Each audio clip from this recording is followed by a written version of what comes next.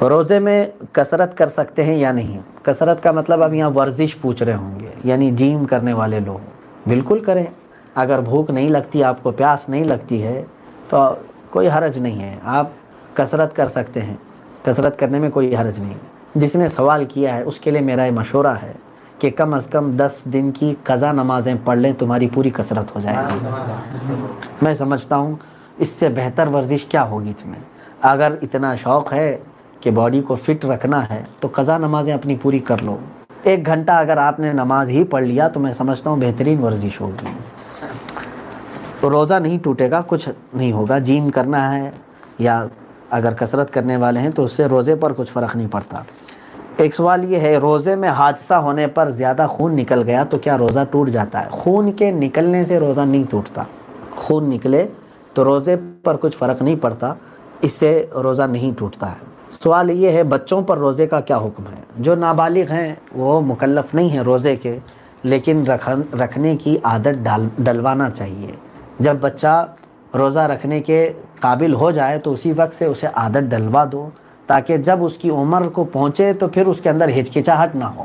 پہلے سے اگر اس کے تربیت رہے گی، اسی لیے نماز جو ہے فرض ہوتی ہے 12 سال کے بعد جب وہ بالغ ہو گیا، لیکن حکم ہے، میرے آقا صلی اللہ علیہ وسلم نے فرمایا 7 سال سے اس کو نماز پڑھاؤ اور 10 سال کی عمر میں مار کے پڑھاؤ، کیونکہ جب فرض ہوگی تب پھر اس کو ہچکچاہٹ نہ رہے، عادت سی بن جائے۔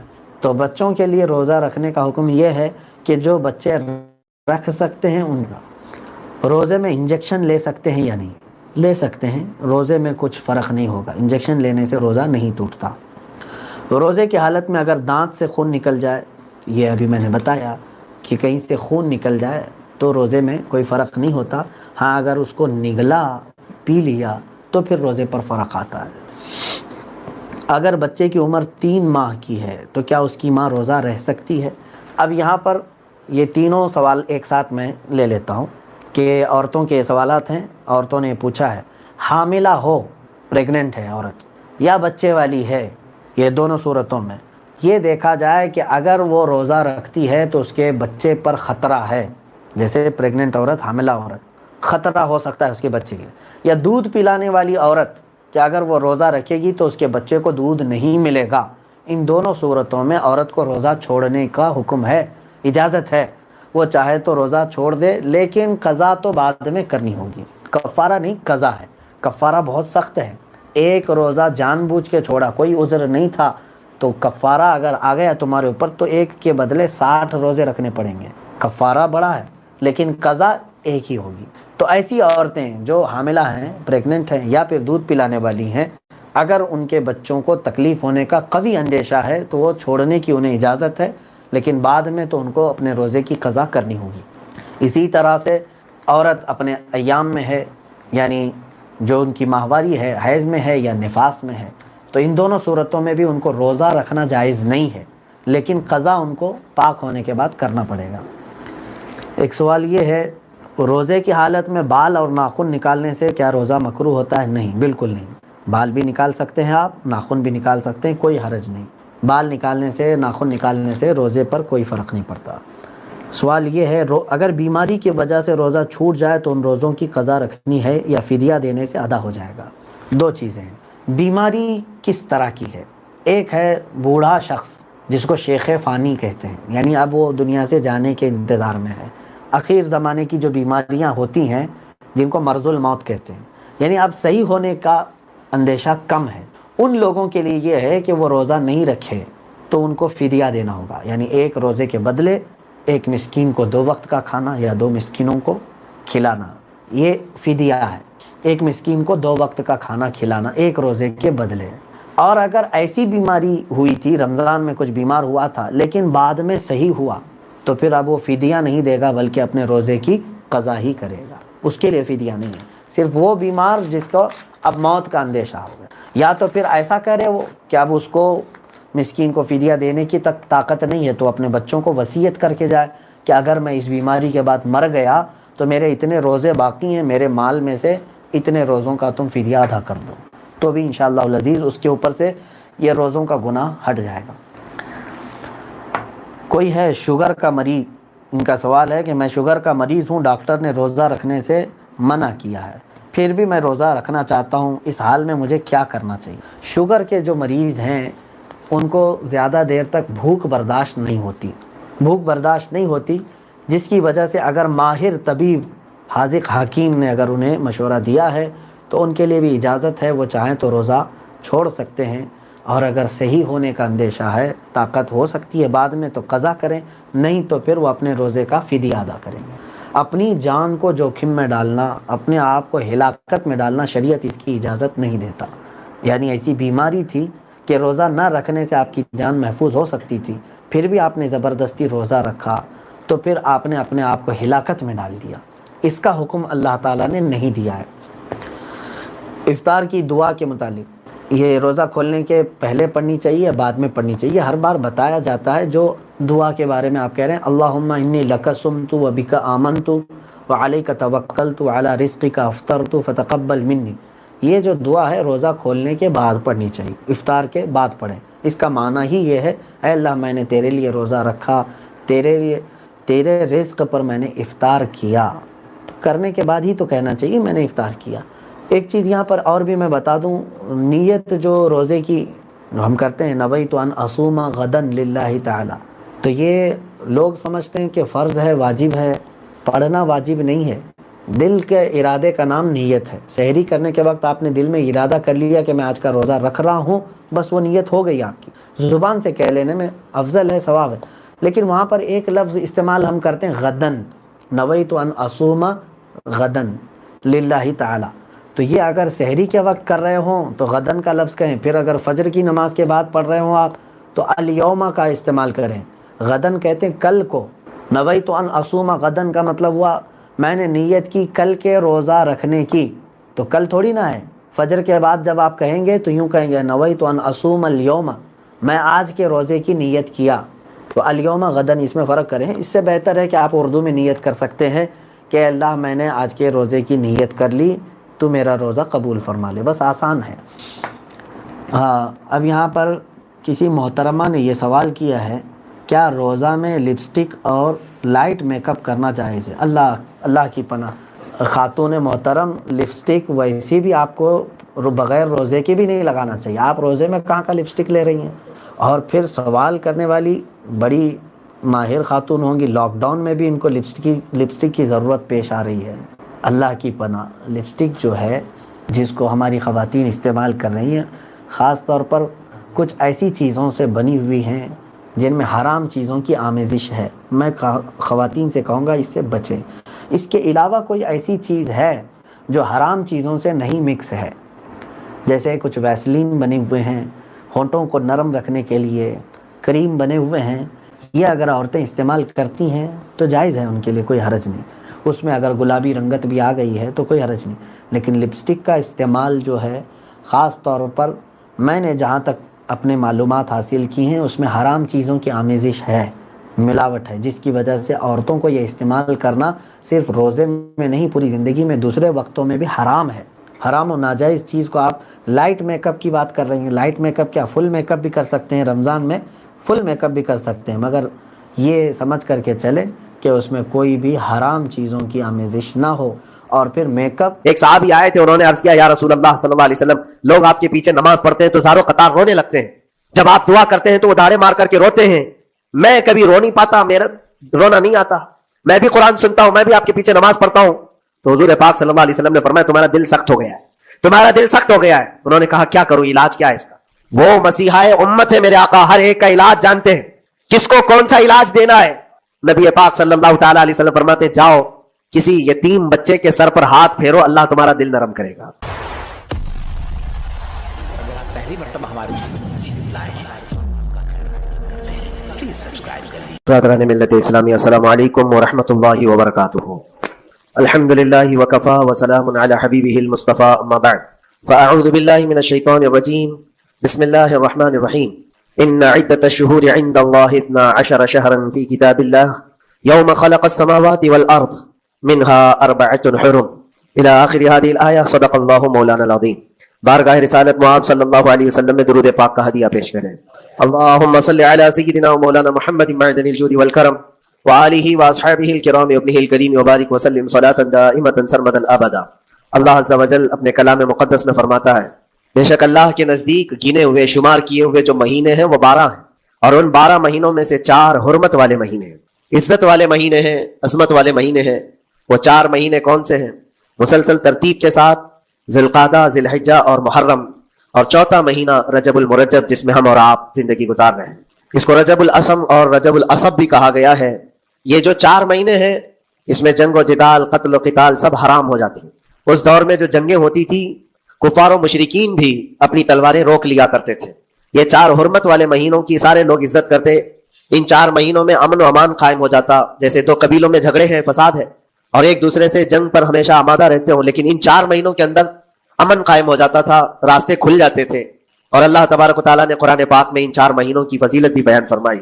اس میں رجب کے لیے ایسی فضیلت ہے، اللہ کے نبی صلی اللہ علیہ وسلم ارشاد فرماتے ہیں یہ رجب کے مہینے کی فضیلت ایسی ہے جیسے قرآن کی فضیلت دوسری کتابوں پر ہے۔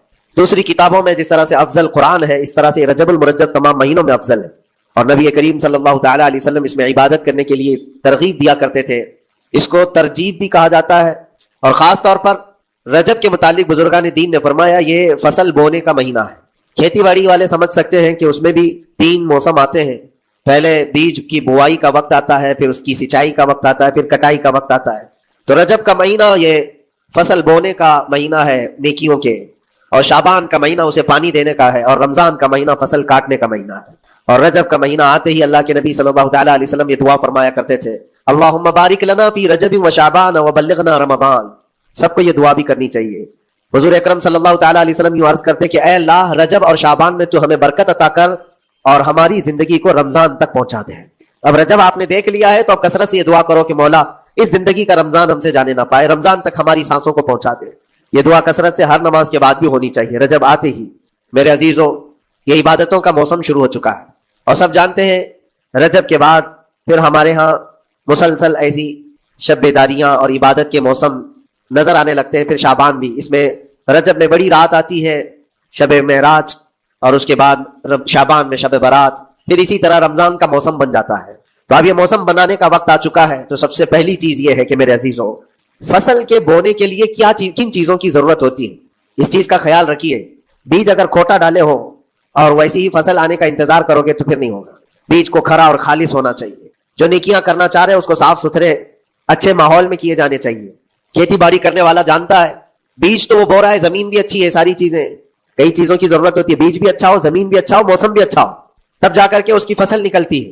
بیج اچھا تھا، زمین اچھی نہیں تو بھی فصل نہیں آتی۔ بیج بھی اچھا ہے، زمین بھی اچھا ہے، موسم صحیح نہیں ہے تب بھی فصل نہیں آتی۔ ابھی آپ کے پاس 3 چیزوں کا ہونا ضروری ہے، بیج اور زمین اور موسم۔ بیج جو ہے یہ نیکیاں ہیں، اور زمین تمہارا دل ہے، اس کا اتنا ہی پاک ہونا ضروری ہے۔ اور موسم یہ رجب کا ہے، اس میں تو کوئی شک نہیں ہے کہ عبادتوں کا موسم ہے، فصل کی اچھے لانے کا موسم ہے۔ لیکن سب سے پہلی چیز اب ہمیں ضرورت ہوتی ہے کہ ہم کیا بیج بو رہے ہیں۔ شیخ سعدی رحمۃ اللہ تعالیٰ علیہ فرمایا کرتے کہ زمین میں ادرک بو کر کے گنا آنے کی امید تو نہیں کر سکتے، جو بویا ہے وہی اسی کی فصل آئے گی۔ لوگ عمل خیر کرے تو اس کا نتیجہ بھی خیر آئے گا، اور برائیاں کریں اور پھر رمضان میں یہ انتظار کریں کہ میں نے جو بویا ہے اس کی فصل آئے، تو ایسا نہیں ہوتا۔ بہت سارے لوگوں کا وہ شک بھی میں دور کرنا چاہتا ہوں کہ رمضان المبارکہ میں فضیلتوں کو آپ سنتے آئے ہیں، رمضان ایسا مہینہ ویسا مہینہ، اتنی برکتوں والا، اتنی رحمتوں والا، لیکن بہت سارے لوگوں کے حالات چونکہ تو ہی رہتے رمضان میں ویسے ہی ہیں، وہ لوگ کچھ بھی نہیں بدلے۔ تو اس میں رمضان کا قصور ہے کہ اس مہمان کا قصور ہے، اس انسان کا قصور ہے؟ وجہ یہ ہے کہ رمضان المبارکہ یقیناً اتنی برکتوں اور رحمتوں اور سعادتوں لے کر کے تو آتا ہے، لیکن تمہیں 2 مہینے پہلے سے کہا گیا تھا کہ فصل کے لیے تیاری کرو، تم نے بیج نہ بوئے، اپنی زمین کو صحیح کیا ہی نہیں۔ پھر رمضان میں جو بارش ہو رہی ہے اس کا فائدہ کیا ہے؟ روڈ پر 10 سال بھی بارش برسے وہاں پر کوئی فصل نہیں آئے گی، کیونکہ وہ زمین سخت ہے اور بیج بونے کے قابل بھی نہیں ہے۔ رمضان المبارکہ میں رحمتوں کی جھماجھم بارش تو ہوتی ہے، لیکن دل اگر سخت ہے گناہوں سے تو اس بارش کا کیا اثر ہوگا اس پر؟ اسی لیے دلوں کی نرمی یہاں سے شروع کریں، رجب المرجب سے۔ اس کی راتوں میں اللہ رب العزت کو پکارے، مناجات کرے، عبادتوں کے لیے کچھ دن تو خاص کر لیں۔ بہت دنیا میں ہم نے اپنے آپ کو ملوث کر رکھا ہے، کچھ راتیں اللہ رب العزت کی عبادت میں تو لگائے۔ اللہ کے نبی صلی اللہ تعالیٰ علیہ وسلم کی ایک حدیث ہے جامع الاصول سے نقل کی ہوئی، رجب المرجب کے پہلے جمعے جو ہم لوگ ابھی گزر چکے، ابھی یعنی وہ رات تو گزر چکی، کل کی جو گزری ہوئی رات ہے رجب کی، یہ پہلی جمعہ کی شب تھی۔ اس کے متعلق روایت ہے کہ 12 رکعتیں جو مغرب کے بعد سے لے کر عشاء کے درمیان پڑھتا ہے، اللہ کریم اس کے تمام گناہوں کو معاف کرتا ہے، اور اس سال اس کو پورے طور پر ناگہانی آفات سے محفوظ رکھتا ہے اور شیطان کے اس پر قابو پانے سے بھی اس کو اللہ محفوظ رکھتا ہے. تو یہ تھی تیاریاں. یہ ساری چیزیں ابھی سے تیاریاں ہونی چاہیے. رجب کے 3 دن آتے ہیں, یہ جو تاریخیں آتی ہیں اس میں روزے رکھو. اس کی بھی بڑی فضیلت ہے کہ تم تیاریاں ابھی سے شروع کر دو کہ رمضان المبارکہ میں اچھی فصل دیکھ سکے, ہمارے جسم کے اندر بدلاؤ آ سکے, ہمارے دل کے اندر انقلاب آ سکے. اور تیاری یہاں سے نہ کر کے صرف رمضان میں ہی امید لگائے بیٹھتا ہے. تو میرے عزیزوں, کچھ تو صفائی کی ضرورت ہوتی ہے. آپ نے اگر زمین خریدی کھیتی باڑی کی غرض سے اور گئے, وہاں جاتے ہی آپ نے سوچا کہ اس میں فصل آ جانی چاہیے, تو کسانوں سے پوچھو تو بتائیں گے آپ کو نہیں, زمین کو پہلے صاف کرنا پڑتا ہے. کچرے ہوں گے اس کے اندر بہت سارے, ہل چلاؤ یا کسی بھی طرح سے اس کو صاف کرو. صاف کرنے کے بعد پھر یہ بھی کسان کہتا ہے کہ زمین کو تھوڑا ڈھیلا کر دو, بڑے بڑے ڈھیلے ہو تو اس کو توڑ دو اور مٹی نرم ہو جائے. اور اس کے بعد پھر کسان کہتا ہے تھوڑا پانی بھی چھڑکاؤ کرو, گیلی ہو جائے, تب جا کر کے تم اس پر بیج بو. میرے عزیزوں, یہ رجب بیج بونے کا موسم ہے, تو پہلے زمین کو ڈھیلا تو کر دو. زمین کے اندر جو کچرے ہیں اس کو نکال تو دو. دل کے اندر جو وسوسے بھرے ہوئے ہیں, گناہوں کے خیالات بھرے ہوئے ہیں, اس کو پاک تو کرو. اس کو پاک کرنے کے لیے اللہ کریم کی بارگاہ میں آ کر گڑ گڑاؤ. تمہارا ایک آنسو تمہارے تمام گناہوں کو اور اللہ کی غضب کو ٹھنڈا کر دیتا ہے. ہاں, ایک آنسو کا قطرہ تمہارے لیے اللہ کریم ہے, موتی سمجھ کے شان کریمی نے چن لیے قطرے جو گرے تھے عرق انفعال کے. امام غزالی رحمۃ اللہ تعالی علیہ نے لکھا ہے کہ آج اللہ تبارک و تعالیٰ کی رحمت کو اپنی طرف مائل کرنے کے لیے اگر تم کچھ کر سکتے ہو تو بس یہ ہے کہ دنیا رونے اور گڑ گڑانے سے نہیں مانتی, لیکن مولا کریم بندے کے ایک مرتبہ سجدہ کر کے اسے پکارنے سے فوراً قبول کرتا. موسیٰ علیہ الصلوۃ والتسلیم اللہ تعالیٰ سے پوچھتے ہیں, مولا جب تیرے بندے تجھے پکارتے ہیں تو اس میں نیک لوگ بھی ہوتے ہیں اور گنہگار بھی ہوتے ہیں, تو کیا تو سب کی پکار کا جواب دیتا ہے؟ توجہ, اللہ رب العزت فرماتا ہے, موسیٰ میرے پکارنے والے بندوں میں نیکوکار بھی ہیں, گنہگار بھی ہیں. ہاں, نیک بندہ جب مجھے پکارتا ہے یا ربی, تو میں جواب میں کہتا ہوں لبیک یا عبدی, اے میرے بندے میں حاضر ہوں, بتا تیری کیا حاجت ہے. پھر موسیٰ علیہ السلام پوچھتے ہیں کہ مولا یہ تو نیک بندہ جب پکارتا ہے تو کہتا ہے لبیک یا عبدی, اور جب گنہگار پکارتا ہے تب کیا کہتا ہے؟ رب تعالیٰ فرماتا ہے جب میرا گنہگار بندہ مجھے پکارتا ہے یا ربی, تو میں اس کے جواب میں 70 بار لبیک یا عبدی کہتا ہوں. ایک بار پکارے 70 بار جواب. ایسا کیوں ہے؟ تو فرماتا ہے میرا رب نیکوکار کو اس کی نیکیوں پر بھروسہ ہے کہ اللہ معاف کرے, اور گنہگار کو صرف میری رحمت پر بھروسہ ہے. اس کے پاس ہے کچھ نہیں, اس کے آس پاس وہ نظر ڈالتا ہے میں نے کوئی ایسی نیکی رکھی نہیں ہے, صرف اللہ رب العزت کی رحمت ہے جو مجھے معاف کر سکتی ہے. وہ مجھ پر یقین کر کے پکارتا ہے, اس لیے اس کے سوال کا میں بار بار جواب دیتا ہوں. عزیزان گرامی وقار, اقبال نے سچ ہی کہا تھا, ہم تو مائل بکرم ہے کوئی سائل ہی نہیں. یہ رب تبارک و تعالیٰ کی طرف سے ہے کہ اللہ تبارک و تعالیٰ کرم پر کرم کرنے کے لیے موقع عنایت کرتا ہے. یا بندے کو آنے کا موقع ہی نہیں ہے, بندہ آنا نہیں چاہتا ہے. اس سے پہلے کہ تمہارے ساری چیزیں بند ہو جائیں, دروازے ختم ہو جائیں, اللہ رب العزت کی بارگاہ میں آؤ اور اسے پکارو. یقیناً یہ تمام چیزیں تمہاری زندگی میں انقلاب لاتی ہیں, بہت بڑی تبدیلی لاتی ہیں. عزیزان گرامی, پھر میں یہ عرض کرتا ہوں کہ رجب کے اس مہینے میں دل کو نرم کرنا بہت ضروری ہے. دلوں کی سختیاں آج گناہوں کی طرف مائل کرتی ہیں. ہمارا دل سخت ہے یا نرم ہے, اس کو پہچاننے کے کئی تھرمامیٹر دیے گئے ہمارے پاس. چیک کرو ہمارا دل کس پوزیشن میں ہے آج. امام غزالی فرماتے ہیں 3 علامتیں ایسی ہیں جس سے پتہ چل جاتا ہے انسان کا دل سخت ہے یا نرم ہے, بیمار ہے یا صحت یاب ہے. یہ ڈاکٹر لوگ اسکیننگ سے یا سونوگرافی سے نہیں بتا سکتے کہ تمہارے دل کی یہ کیفیت. کیسے اس کو اہل بصیرت سمجھ سکتے؟ فرماتے ہیں کہ اگر مسجد میں زیادہ دیر تک بیٹھ نہیں پاتا تو سمجھ لو اس کا دل بیمار ہے, اس کا دل سخت ہو چکا ہے, اس کو مسجد میں بیٹھنے نہیں دیتا. یہی دل ٹیلی ویژن کے سامنے 3 گھنٹے بیٹھے, اس کو کچھ بھی اکتاہٹ نہیں آتی. موبائل پر گیم کھیلتا رہتا ہے, 4 گھنٹے گزر گئے کہ 5 گھنٹے گزر گئے اسے پتہ ہی نہیں. آج ایک سروے کے مطابق ہر انسان جو موبائل چلاتا ہے اس میں 18 گھنٹے وہ بزی ہے دن کے. کئی جگہوں پر ایسے حالات آئے 18 گھنٹے دن میں ہوتے ہی ہے 24 گھنٹے, جس میں 6 گھنٹے اگر آرام کے نکالے تو باقی پورے 18 گھنٹے کیسے انسان بزی رہ سکتا ہے؟ اس میں کھانا بھی ہے, پینا بھی ہے, حاجتیں بھی ہیں. لیکن سروے کے مطابق یہ بھی بات آئی ہے کہ 18 گھنٹے کنزیوم کرتے ہیں. میرے عزیزوں, اس میں کوئی اکتاہٹ اور اس میں کوئی ملال نہیں آتا, بیزارگی نہیں آتی. اور اللہ کے گھر میں یہاں فرض سے نماز سے ابھی سلام پھیرا کیا کہ بھاگنے کی تمنا ہوتی ہے. کئی جگہوں پر تو ایسا ہے. اسی لیے اللہ کے نبی صلی اللہ تعالی علیہ وسلم کی ایک حدیث میں سناتا ہوں, ارشاد فرماتے 2 چیزیں کسی منافق کے اندر جمع نہیں ہو سکتی. 2 چیزیں منافق آدمی کے اندر آ ہی نہیں سکتی. وہ کیا چیزیں؟ حضور پاک صلی اللہ تعالی علیہ وسلم فرماتے اچھے اخلاق منافق کے اندر نہیں آتے, اور اللہ کی اور اس کے رسول کی ہر بات پر یقین یہ منافق کے اندر نہیں آ سکتے. اور منافق کی یہ علامتیں بتاتے بتاتے میرے نبی نے فرمایا دیکھنا کہ مسجد میں منافق سب سے اخیر میں آئے گا اور سب سے جلدی بھاگے گا, اس کا دل نہیں لگتا, دل سخت ہو چکا ہے. اور بازار میں سب سے پہلے جائے گا اور سب سے لاسٹ میں نکلے گا. بازار اس کی دل لگنے کی جگہ ہے, اس کے وہاں پر تفریح کی جگہ ہے.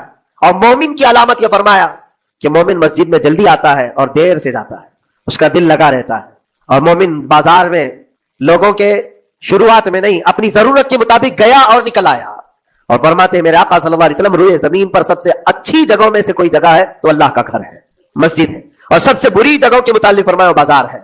اب یہاں پر دلوں کے متعلق میں عرض کر رہا ہوں کہ کس کا دل کس پوزیشن میں ہے, اسے آج خود آزما لینا چاہیے. دوسری علامت, امام غزالی فرماتے ہیں قرآن پاک کھولے گا وہ صفحہ 2 صفحہ سے زیادہ پڑھ نہیں پائے گا, بند کرنے کا دل کرے گا. یہ تو چھوڑو اٹھانے کے بعد پڑھنے نہ پڑھنے کی بات ہے, کچھ تو چھوڑنا بھی نہیں چاہتے, اٹھاتے ہی نہیں. سال پورا ہو گیا تو قرآن پکڑتے نہیں, تو پھر دل کی کیفیت کیا ہو چکی ہوگی, دل کیسا مریض ہوگا.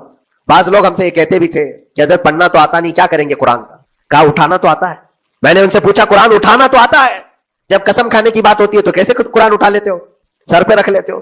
اسی طرح سے قرآن کو ہی اٹھا کر کے سینے سے لگا کر اللہ کی بارگاہ میں دعا کرو کہ مولا میرے دل کے دروازے کھول دے.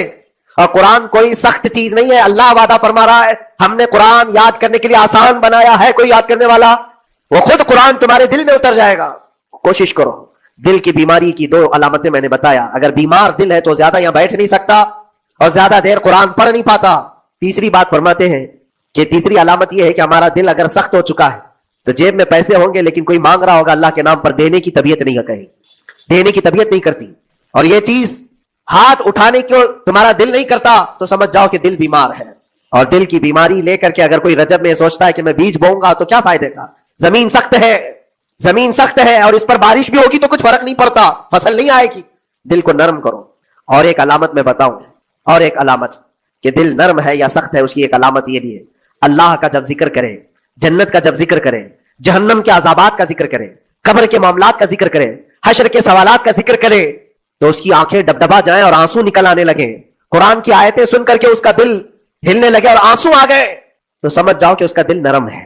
ابھی اس کا دل بیمار نہیں ہوا, ابھی اس کا دل بیمار نہیں ہوا. لیکن یہاں تو پوزیشن الگ ہے, سچویشن الگ ہے. ہم تو پتہ نہیں کن کن چیزوں میں رو لیتے ہیں لیکن اللہ کا کلام سنتے ہوئے کسی کے کان پر جوں بھی نہیں رینگتی. لوگ تو گانوں پر تھرکنے والے اور نغموں پر اچھل کود کرنے والے وجد کی بات کرتے ہیں لیکن اللہ کا کلام پڑھنے پر کوئی کسی کو وجد کیوں نہیں آتا. یہ ایمان کی علامت ہے. قرآن میں اللہ نے فرمایا اذا تلیت علیہم آیاتہ زادتہم ایمانا, جب اللہ کی آیتیں ان پر تلاوت کی جاتی ہے مومنین پر, ان کا ایمان بڑھ جاتا ہے. کیا آپ امام کے پیچھے قرات سن کر کے اپنے دل میں ہلچل محسوس کرتے ہیں؟ سننے کی طبیعت کرتی ہے. بلکہ ادھر نماز پڑھ کر کے جانے کے بعد آدھے گھنٹے کے بعد پوچھے آج پہلی رکعت میں کیا پڑھا تھا, دوسری رکعت میں کیا پڑھا, آپ کو پتہ ہی نہیں رہتا, یاد ہی نہیں امام صاحب کیا پڑھ رہے تھے, میں تو دکان کا حساب کتاب کر رہا تھا, کیا خبر ہے کہ انہوں نے کیا پڑھا. تو قرآن کو توجہ سے پڑھے ہوتے تو تمہارے دل میں بھی وہ باتیں اثر کر رہی ہوتی. میرے عزیزوں, کتنے ایسے لوگ ہیں جو صرف اور صرف قرآن پاک کی تلاوت کی وجہ سے دلوں کو نرم کر دیا گیا ہے. میں اسی بات پر آج فوکس کر کے ختم کر دوں گا. رجب المرجب بیج بونے کا موسم ہے تو دل کے نرمی کے ساتھ ہی بیج بو, کیونکہ یہ زمین ہے تمہاری, اور زمین نرم نہ ہو تو کتنی بھی نیکیاں کرو کیا فائدے کی. دل سخت ہے, گناہوں سے لبریز ہے, اور دل کو نرم کرنے کا علاج 2 چیزیں بتائی گئی, کریں گے انشاءاللہ. 2 چیزیں بڑی آسان ہیں.